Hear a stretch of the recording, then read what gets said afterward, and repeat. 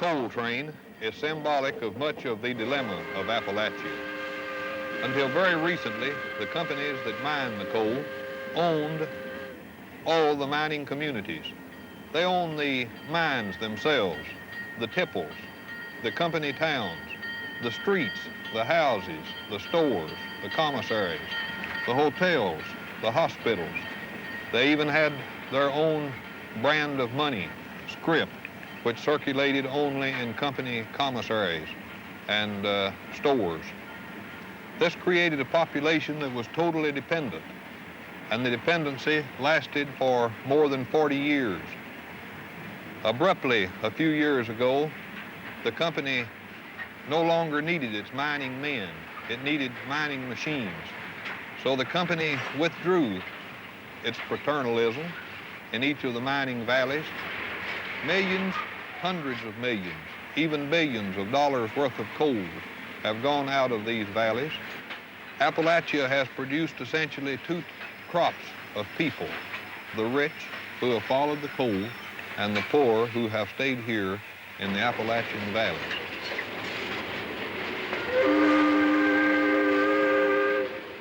Harry Caudill was a lawyer in the giant coal mining area that stretched across the Cumberland Mountains in Appalachia. He had spent his life representing the miners, taking on and fighting those who owned the mines. But now he had realized that something fundamental was happening. The power of the miners all around him was beginning to dissolve and collapse. He wrote a book called Night Comes to the Cumberlands. He described how coal had not only brought wealth and power to those who owned the mines, but also to the miners themselves. It gave them power because it brought thousands of them together, and together they could block the coal from leaving the valleys. It gave them enormous collective power, out of which organised labour had come. For 40 years they had mounted strikes and blockades, and fought violent battles with the private armies of the mine owners. And out of that had come strong leaders who had used the collective power to change society for the better.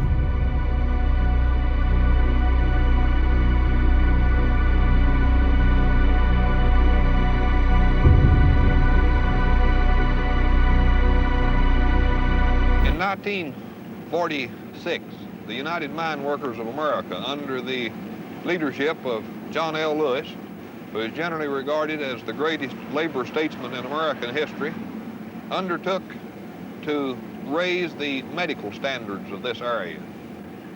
Lewis, in a very dramatic confrontation with the American coal operators at Pittsburgh, "You have," he said, "made dead more than 500,000 of your fellow citizens. The product you sell in the markets of the world is drenched with the blood of your workmen. It is salted with the tears of their widows and their orphans."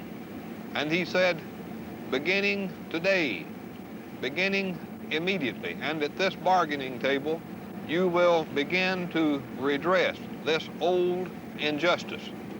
The United Mine Workers Health and Welfare Fund came into existence the following year. It was comparable in many respects to the National Health Service in Great Britain. But now, Caudill realised that that power had gone. First, the machines had come and replaced thousands of workers. Helpless to save their jobs, they now lived in growing poverty, supported only by welfare.